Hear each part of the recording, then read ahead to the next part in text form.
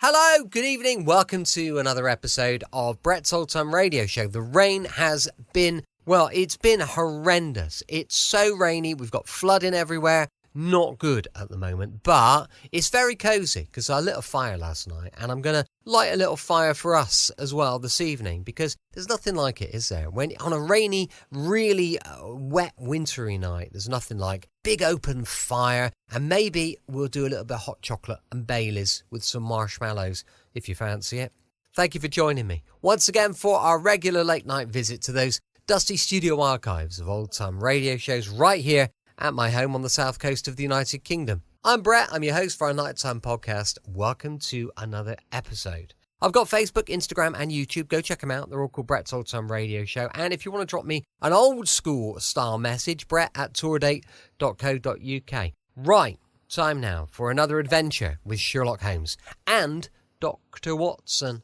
This one was first broadcast on the 9th of November 1946. It's called The Singular Affair of the Dying Schoolboys. Oh, good Lord.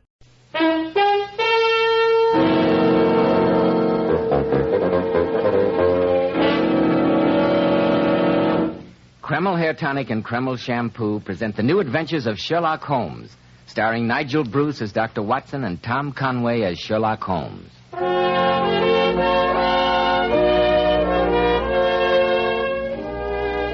Once again, it's time to call on our old friend, that incomparable host and storyteller, Dr. Watson. He's waiting for us in his familiar study. Good evening, Dr. Watson. Good evening, Mr. Bell. I won't get up if you don't mind.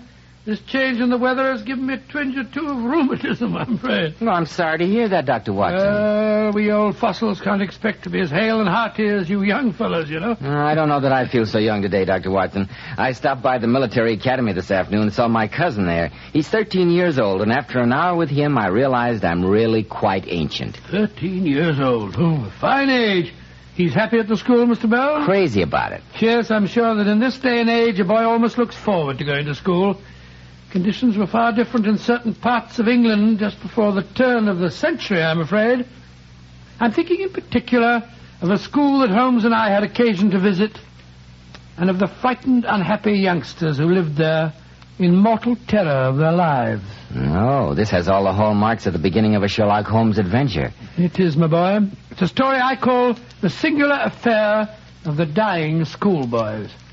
But before I begin, haven't you a message for our listeners? Yes, I have. Folks, it looks as if we're in for plenty of excitement tonight with Sherlock Holmes and Dr. Watson. And men, I'll bet you'll be plenty excited about the great improvement in the appearance of your hair once you use Kreml Hair Tonic. Frankly, I've tried any number of hair dressings, but it took Kreml to really convince me that my hair can always be neat without having to plaster it down with grease or those sticky, gooey concoctions. And Kreml does lots more than keep hair looking attractive. It makes hair so much easier to comb and actually helps condition the hair, in that it leaves it feeling so much softer, easier to manage. At the same time, Kreml removes embarrassing dandruff flakes. It relieves itching due to dry scalp and leaves your scalp feeling so clean, so alive. Man, what a treat. Now be sure to buy a bottle at any drug counter, spelled Kreml, Kreml Hair Tonic. Now, Dr. Watson, how about the singular affair of the dying schoolboys? Well, Mr. Bell, that strange adventure began on a stormy September evening in Baker Street many, many years ago. All day long the wind had screamed and the rain had beaten against our windows. Shortly after dinner, there was the old familiar jangle on our front doorbell. And a few moments later, Mrs. Hudson ushered a distinguished visitor into the room. As he stood there in front of the flickering firelight, I could see that he was a good-looking man and also that he was in a state of considerable excitement. Now, Lord Manders, if you will just give us the facts. Well, Mr. Holmes, 3 years ago, I was a passenger on that ill-fated ship, the Sophie Anderson. She was wrecked in a gale, and I was the only survivor. I clung to a piece of broken spar and was washed ashore, and after that, for over 2 years, I lived alone on an island in the Indian Ocean. Naturally, when the Sophie Anderson foundered, I was believed to be dead. My young brother, Eric, who was next in line, inherited the estate and the guardianship of our uncle. There must have been quite a lot of confusion when you arrived home this year, Lord Manders. There was, Dr. Watson, but not for the reason you suppose. I landed in England to find that my brother had died last December. Oh, indeed. I'm very sorry. He died under very peculiar circumstances. That's why I've come to you, Mr. Holmes. What were those circumstances? My uncle sent Eric to a school on the Welsh moors not far from Cardiff. A school known as Ponsonby Hall. He died in the school infirmary there, supposedly of pneumonia. And you have some reason to believe it was not pneumonia? Nothing definite. I've been down to the school, but Dr. Ponsonby, the owner, was too ill to see me. However, I did talk to a frightening woman there, who's the matron of the place, a Mrs. Arkwright. I became suspicious. So I stayed on and, for a few days, made some local inquiries. With what results? Ponsonby Hall has a black name with the villagers, Mr. Holmes. 5 boys have died there in the last 2 years under circumstances similar to my brother's. Good gracious me. I presume that you immediately had an accounting with your uncle? My uncle had settled another account before my return, Mr. Holmes. He died of a heart attack last February. But I am certain he was responsible for Eric's death. You see, he stood to inherit the estate. It may sound incredible, but I believe Eric was murdered at Ponsonby Hall. Murdered in a boys' school? Oh, come, sir. Such things can't happen in this 19th century of ours. But they can, Watson. And do, unfortunately. You don't mean it? I do. A private school situated in a desolate spot and operated by an unprincipled scoundrel could provide excellent and profitable opportunities for removing unwanted relatives. What a ghastly thought. Mr. Holmes, I know that Eric's dead and nothing can bring him to life again. But I can try and avenge his death and bring his murderer to justice. You will help me, won't you? Yes, Lord Manders, I will. If these shocking occurrences have been taking place, we may be able at least to prevent further tragedies. Watson, suppose we join Lord Manders on the West of England Express tonight, and tomorrow see what can be done to penetrate the black clouds that surround Ponsonby Hall.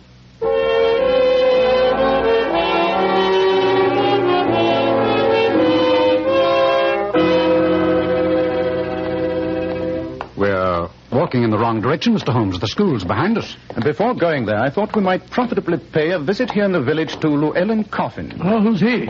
The local undertaker. An undertaker named Coffin? That's very funny, isn't it? Coffin, undertaker. Quite. But try and control your amusement, will you, Watson? Oh, sorry, Albert. Here's his establishment now. Good day, gentlemen. Mr. Coffin? Yes, sir. That's my name, Coffin. We're strangers in these parts, and we're in search of information. I'm hoping, Mr. Coffin, that you'll be able to help us. What I can do, sir, I will, and do it gladly. I understand that you've had an unusually large proportion of business from Ponsonby Hall in the past 2 years. 5 boys died, didn't they? 5 boys it was. Mr. Coffin, we've heard some strange stories in the village. Yes, stories that make us wonder if those deaths were from natural causes. Gentlemen, I'm a simple man, look you. A man who plies his trade but cannot afford to ask questions. What goes on at Ponsonby Hall, and I'll not say strange things haven't happened there, is none of my business. Then let me appeal to your sympathies. My young brother died at Ponsonby Hall last December. You must have buried him. Your brother? Well, now look you, that makes it different. But you'll not say anything up at the hall, sir. Dr. Ponsonby's a savage man. Don't worry on that score, Mr. Coffin. What do you have to know him, sir? All the 5 boys were supposed to have had pneumonia, I understand. That's what the medical report said. Who signed those reports? Dr. Ponsonby himself. He's a regular medical doctor, look you. How very convenient. No questions had to be asked. Mr. Coffin, when you prepared those bodies for burial, did you notice anything unusual about them? Anything to make you think their deaths were possibly not caused by pneumonia? No, sir. Think now.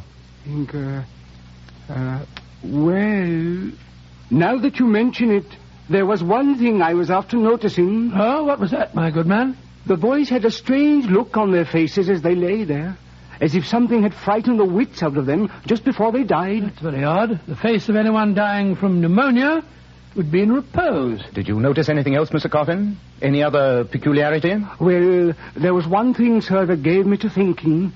All the boys had marks on them. Stretch marks they were on their necks or shoulders. Perhaps they were bites. Remember Dr. Rylott of Stoke Moran, Holmes? Did these marks look like the bites of a snake, Mr. Coffin? No, that they weren't. Look you, I know a snake bite when I see one. Didn't these marks make you suspicious? That they did, sir. And when I saw them on the boys, I took my courage in my hands and asked Dr. Ponsonby. And what did he say? Inoculation marks. He said that he had tried to save them with some newfangled medicine. No autopsy was held on the boys? No, sir. Dr. Ponsonby is the only doctor in these parts, look you. He gave the certificates. Who was to ask any questions? Exactly. Come on, Watson, Lord Manders. This has been a very promising start. Thank you, Mr. Coffin. You've been most helpful. It was a pleasure to talk to you, gentlemen. But please don't be after repeating what I said.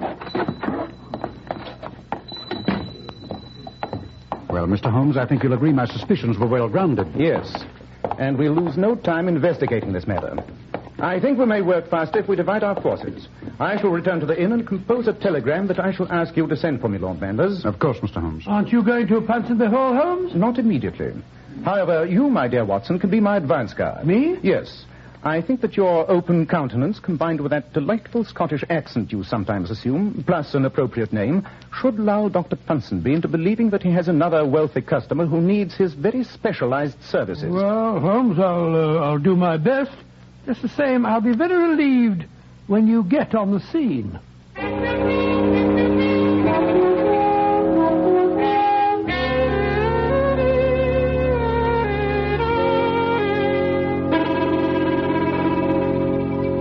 I'm Mrs. Arkwright, the school matron. Whom did you wish to see? I want to have a word with Dr. Ponsonby. My name is Angus McLaughlin, and I'm most anxious to send my young cousin here. Oh? Aye, he needs discipline. And I'm told that you dinna pamper a young lad here. Please come in. I'm sure Dr. Ponsonby will see you. Thank you, Mrs. Arkwright. Come in. Go in, please. Dr. Ponsonby? Yes, please sit down, won't you? Thank you, sir. My name is Angus McLaughlin. I've travelled all the way from Aberdeen to see you. I was told that at your school you at least know how to discipline a lad. Well, Mr. McLaughlin, in our modest way, we endeavour to inculcate our students with a sense of responsibility. Aye. I was about to have a glass of wine. Perhaps you'd care to join me? That's very kind of you, Dr. Ponsonby. I'd like to. You wish to send a relative here, Mr. McLaughlin? Aye, sir, a young cousin of mine, if you'll take him. And here's your wine, Mr. McLaughlin. Thank you, sir. And to your very good health. That's very good. Tell me more about your cousin, sir. Before I accept a new student, I like to know as much about him as possible. Well, I'll be quite frank with you. He's 13 years old and he's a young devil. And an inconvenient young devil, too. You see, Dr. Ponsonby, I'm his guardian. You follow me? No, sir, I don't think I do. Well, I'll be perfectly honest with you. I'm not a poor man. And I'd be a very wealthy one if it weren't for that boy. The whippersnapper is the only person who stands between me and my dead brother's fortune. I wouldn't be sorry if anything were to happen to him. Am I making myself quite clear, Doctor? Much clearer, Mr. McLaughlin. Another glass of wine? Thank you. Well, it's very good. Mr. McLaughlin, why not put all your cards on the table? So much simpler that way. Very well. Does £10,000 mean anything to you, Dr. Ponsonby? Dear me, yes. The scholastic profession is notoriously unremunerative. If my young cousin were to be taken ill, perhaps, shall we say, with pneumonia, if he were to die here at your school, what was I saying? I'd pay you £10,000. And now, sir, I can't be more explicit than that. No, can I? I don't think so. By the way, Mr. McLaughlin, your Scottish accent is beginning to disappear. Such a pity. It was quite colourful. This wine's drugged. You haven't touched your wine. It's drugged. I'm a most abstemious man.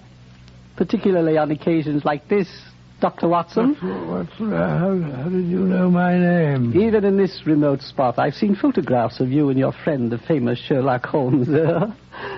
I'm just a little hurt that you both thought I was stupid enough to be fooled so easily. You seem dreadfully sleepy, Dr. Watson. Sleep, yes, I've got to go to sleep. And sleep well, my friend. I only hope that you don't have too much trouble waking up.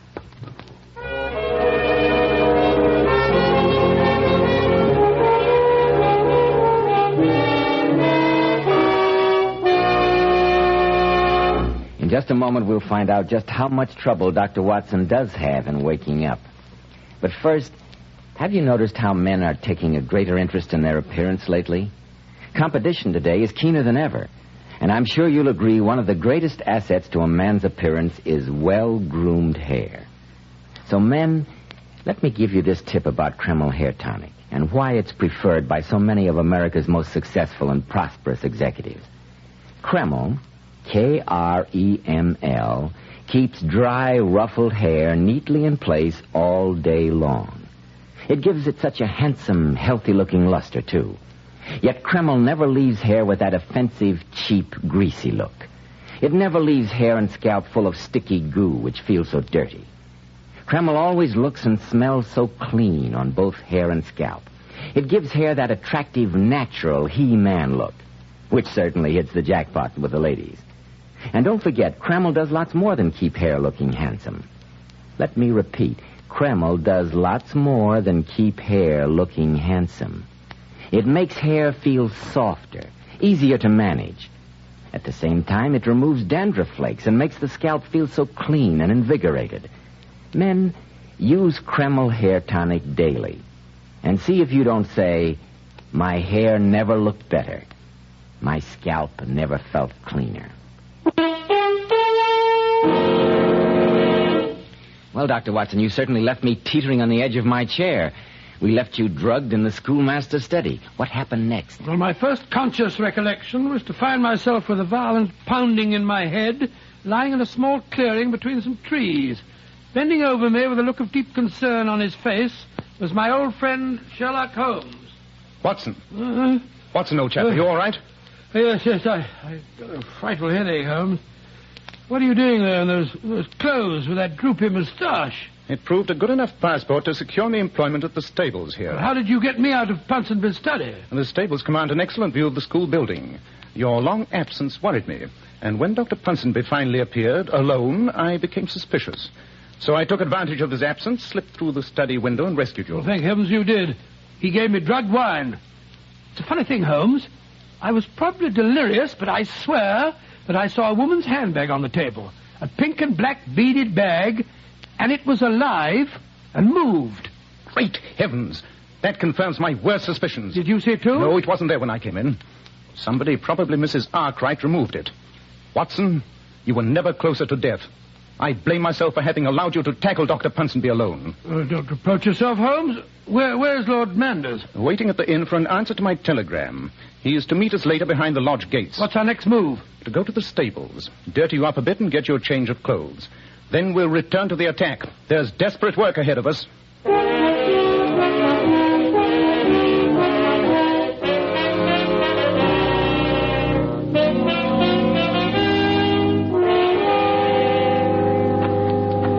Here, this way, sir. What, my man? Don't look so alarmed, Lord Manders. Dr. Watson, I wouldn't have recognized you. What's happened? Trouble. I had to assume a disguise, too. You brought an answer to Holmes's telegram? Yes, in my pocket. Where is he? He went over to the main school building and asked me to keep watch for you here at the gates. Oh, here he is now. Is there an answer to my telegram, Lord Manders? Yes, Mr. Holmes. Yeah. Splendid. I was right. What is it, Holmes? I haven't time to explain now. At the moment, we have to work, and work fast, before Mr. Coffin has another client from Ponsonby Hall. What have you discovered? Among other things, that the second cook, an acidulated woman of dubious charms, is most susceptible to flattery. Over a glass of stout, she quite inadvertently gave me 3 vital clues. What were they? Firstly, that all 5 of the unfortunate boys died in the same small room. Secondly, that fatal room is directly under the room of Mrs. Arkwright. And she's capable of anything, if you ask me. The third clue makes our next step an urgent one. A boy by the name of Carruthers Minor was moved into that room yesterday. He's supposed to have an extremely bad cold. Dr. Ponsonby is afraid it might turn into pneumonia. Good heavens. Exactly, Watson. I suggest we lose no time in visiting Carruthers Minor. Though I'm sure Dr. Ponsonby would consider it unethical, this is one occasion when another doctor's opinion is absolutely vital.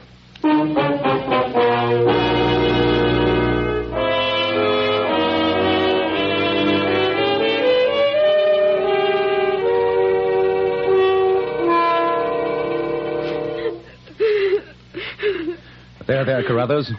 This is Dr. Watson. He's come to make you well. You can't make me Ponsonby says I've got pneumonia. Oh, nonsense, my dear boy. You've got a slight cold, that's all.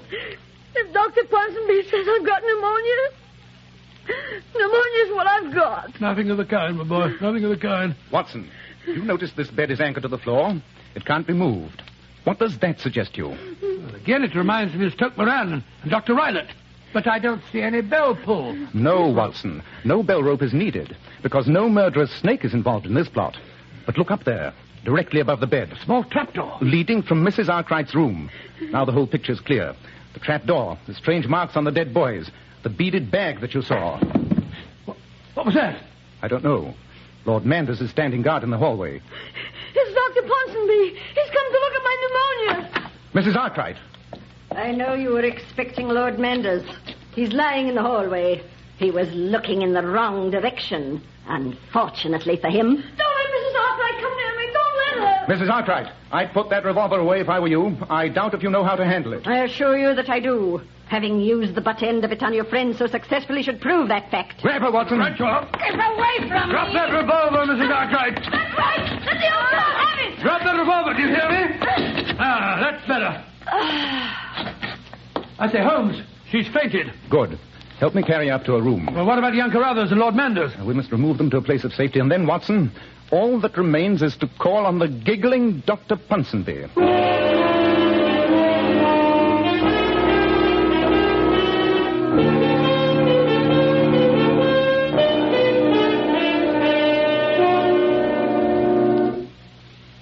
It's very dark in here, Holmes.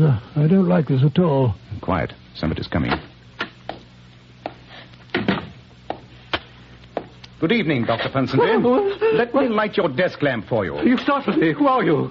What are you doing in my study? My name is Sherlock Holmes. Dr. Watson, you've already met. Yes, we've met you, scoundrel. Oh, yes, my friend, the Scotsman. I was expecting you both. By the way, please put that revolver away. Firearms make me nervous. Dr. Ponsonby, I know how those 5 boys were murdered. I would venture the opinion that you once spent some time for the sake of your health in America. In Arizona Territory, I'd say. I wonder what makes you think that, Mr. Holmes. I've never been in America in my life. And yet I'm certain that someone here spent some time in the vicinity of the Gila River. Well, I understand that Mrs. Arkwright was in America a few years ago. Mrs. Arkwright? Dr. Ponsonby, is it possible you're hoping to transfer our suspicions to your accomplice? My accomplice? You talk in riddles, Mr. Holmes. It's most confusing. Then shall we be more specific? You consider Carruthers Minor to be quite ill, I understand. Yes, I'm dreadfully worried about him. Well, then let me tell you, Dr. Ponsonby, that I examined the boy only a few minutes ago, and as a medical man, I say that he only has a slight cold. Then obviously we disagree in our diagnosis, Dr. Watson. After all, you're just a general practitioner, whereas I specialize... Yes, we know what you specialize in. Gentlemen, I suggest the 3 of us go over to Carruthers' room and hold a consultation. It's just possible that his health has taken a sudden turn for the better.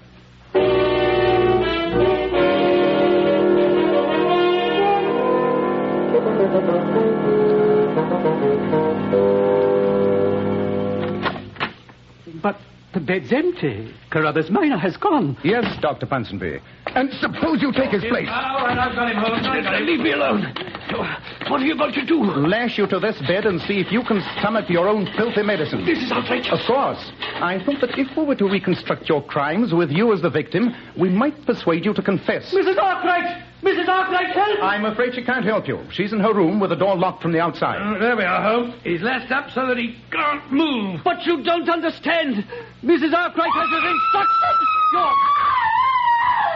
Great heavens! What was that? Mrs. Arkwright, it came from the room above. Come on, Watson. Quick, up the stairs.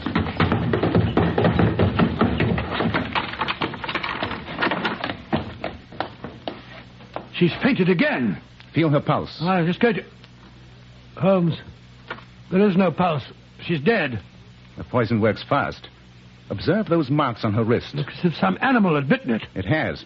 And that means the animal's loose in this room. Great heavens. Somehow it must have escaped from its cage and turned on her. Guard the door, Watson. Our lives are not safe until we've found this monster. I don't understand. Look.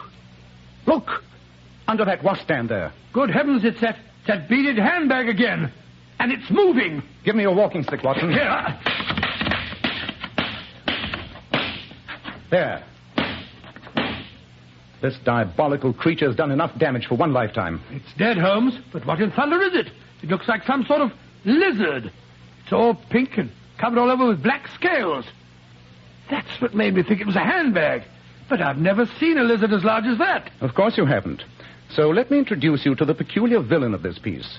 His name is Heloderma suspectum, better known as the Gila monster, indigenous to the Gila River in America. I've never seen anything like it before. How on earth did you recognize it, Holmes? When Mr. Coffin, the undertaker, mentioned those strange marks on the dead boys, I was reminded of an article I'd read recently on venomous lizards. So that telegram you sent was to the Museum of Natural History. Their answer confirmed my suspicions. The Gila monster's bite produces almost instantaneous death, and yet it's a poison that would be extremely hard to identify.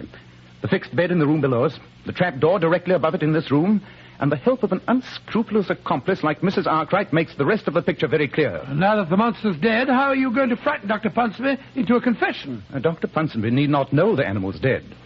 Examine the floor, Watson. See if you can find that trap door. Right you are, Holmes. Meanwhile, I'll see if I can find some cord or string. Uh-huh.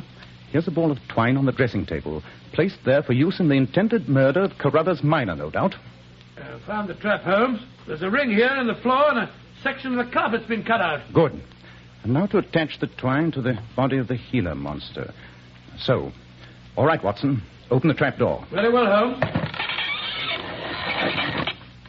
Well, Dr. Ponsonby, have you changed your mind? Mrs. Arkwright! Mrs. Arkwright! She is dead, Dr. Ponsonby. Your Gila monster turned on her. No! No! I'm going to lower the animal, Watson. There we are. Oh, get away from me! A few more feet will do the trick, Holmes. Yes. There. Take it away! I tell you anything! Anything! You'll sign a confession? Yes, Mr. Holmes, yes, I will! Just take that beast away and I'll sign anything! We'll be down, Dr. Ponsonby.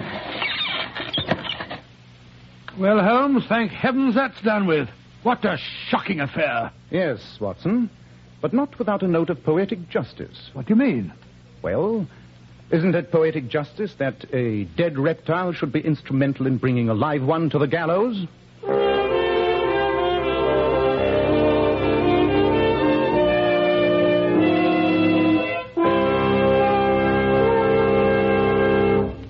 Quite a gruesome finale, Dr. Watson. It certainly was, Mr. Bell. All in all, one of the most unpleasant adventures that Holmes and I ever encountered. In just a moment, Dr. Watson will be back to tell us about next week's story. Girls, how would you like a thrilling new experience? Then just listen to how beautiful Powers models glamour bathe their hair. We certainly were thrilled to discover the amazing beautifying action of Kreml shampoo. It actually glamour bathes each tiny strand of hair and leaves hair sparkling for days with natural glossy luster. And Kreml shampoo is so mild and gentle. It positively contains no harsh caustics or chemicals. Instead, it has a beneficial oil base which helps keep the hair from becoming dry or brittle. Oh, and don't forget how its luxurious active foam penetrates right to the scalp and removes all loose dandruff as well as the dirt. Girls, why not follow the advice of these $1 million Powers models and glamour bathe your hair with beautifying Kreml shampoo? It takes only 10 minutes right at home. Kreml, Kreml shampoo. Now, Dr. Watson, how about next week? Well, let me see. Next week, I think I'll tell you the adventure of the genuine Garnerius, in which Holmes solved the mystery of Drenko, the famous violinist, who was found dead in a locked room clutching a suicide note, but who nevertheless had been murdered.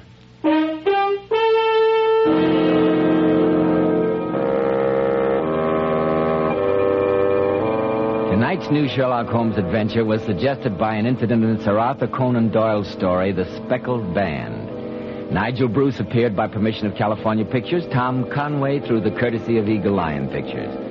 This is Joseph Bell speaking for Kreml Hair Tonic and Kreml Shampoo, and inviting you to be with us next week at this same time when Dr. Watson will tell us about the adventure of the genuine Garnerius.